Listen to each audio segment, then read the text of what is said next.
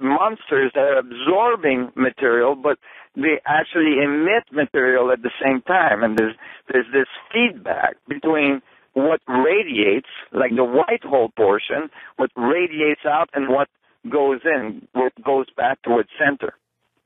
You mentioned the vortices again, going back to them. I've seen satellite pictures where they look like holes.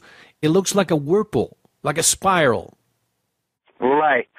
You know, my theory really kind of changed the whole idea of the concept of matter. You know, it's like space is not empty. Right, what we call the vacuum is not empty, and in quantum theory, we know it's not. It's actually very dense, 10 to the 93 grams per centimeter cube, which is more dense than all of the universe squished into a centimeter cube of space. All the matter we see in the universe is 10 to the 55th gram. So, you know, 10 to the 94 grams per centimeter cube is more by almost 40 orders of magnitude than all of the universe squished in a centimeter cube of space. And this value is used in physics all the time. And it actually was demonstrated by the Casimir effect in laboratory. And so we know it's there. So when we think of empty space, we got to think of something that doesn't really exist.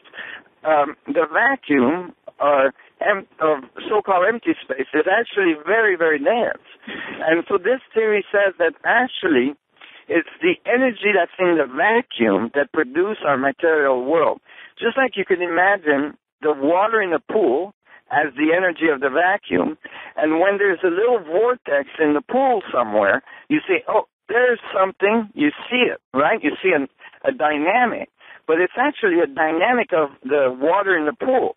Well, the same thing here. Imagine that what you think of as empty space is actually full, and wherever there's a little vortex, a little dynamic in that fullness, you say, oh, there's something. There's an atom, there's a planet, there's a sun, there's a galaxy, and so on. And actually, all these things are being fed directly by this energy in the vacuum. Now, you might say, well, if it's so dense, why can't I experience it? Well, that's because it all cancels out. It's so incredibly dense that the geometry that it produces is in perfect equilibrium. So it cancels out and it appears to us as nothing. And when it doesn't cancel out, it produces a little vortex. When there's a little asymmetry, it produces a little vortex, and you call that matter. Nassim, before we take a break, let me ask you this question. You mentioned the Big Bang. If the universe is ever expanding, does that mean that the Big Bang never stopped? Right. That's the thing. It's like this model as well would say that, no, yeah, the Big Bang is just one event, and most likely as we expand, then as we move up towards the pole of where we would be expanding, you would see contraction in this feedback of the torus structure. And people can see that on our website, the resonanceproject.org. And that actually, as things expand, obviously something is contracting, and the contractive part is the part that we've missed. And really, the contractive part is the part where things coalesce and go towards order. And I'm sorry, ask your question again.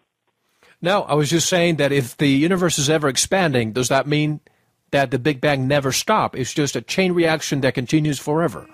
Yeah, exactly. So the Big Bang is just one of the bangs. You know, this continuous expansion, contraction, feedback loop is occurring at all levels. So in this model, it's a continuous creation model. So there's atoms being created at the center of all black holes. And that's why not only is the expansion occurring in our universe, but it's accelerating because actually material is being created inside it. And we'll take a quick break. We're here with Nassim Haramein, his latest work, Crossing the Event Horizon. Don't go anywhere.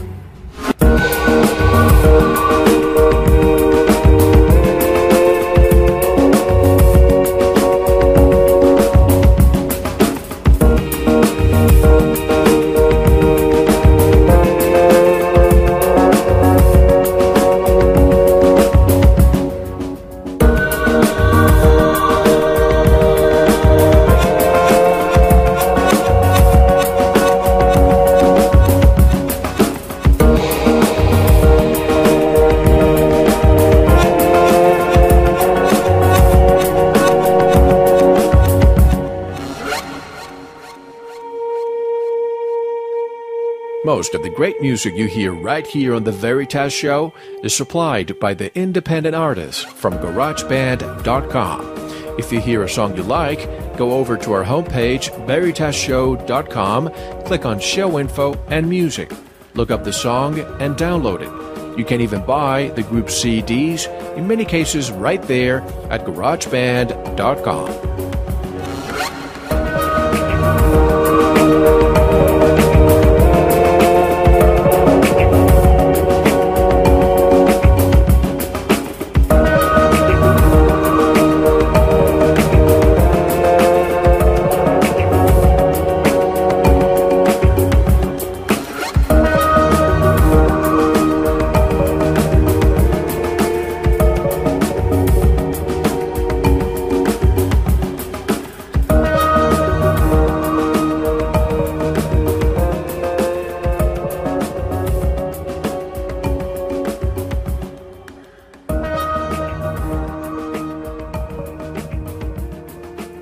This is Stanton Friedman, and you're listening to The Veritas Show. And welcome back to The Veritas Show. This is Mel Fabregas, and we're here with Nassim Haramein. And now we're going to enter into the topic that most everybody's talking about, 2012. Nassim, also the sun exhibits spots, as you said, and more energy emanating from its latitude 19.47 or 19.5 as we call it. According to the Mayans, 2012 would mark a change in the sun's quality. Not only is it a solar maximum year, but our sun will transition from the fifth sun to the sixth sun. Can you please explain what this transition entails and how it will impact us? Yes. Well, interestingly, the Mayans, and as I was saying earlier, it seems like the ancient civilizations had some kind of knowledge base that came from a very advanced civilization prior to them, and that is kind of prevalent across the globe, and certainly the Mayan calendar is one of those evidence. It's still one of the most precise solar calendar on Earth, and it mapped out not only the solar cycles but as well, the eclipse of the sun and so on, including the long count calendar, which is a longer cycle, and in that cycle, it said that we would reach a point of culmination in approximately 2012, where our sun was going to change quality. And, when I found this early on, maybe 20 years ago, I started to look at it in terms of not just philosophy, that something, was going to change in the consciousness of the population, but literally, what is going to happen to our sun? Is there any astronomical, evidence that the sun would undergo some kind of change during that time? And I realized very quickly that actually our sun would pass the equator of our galaxy at approximately the same time.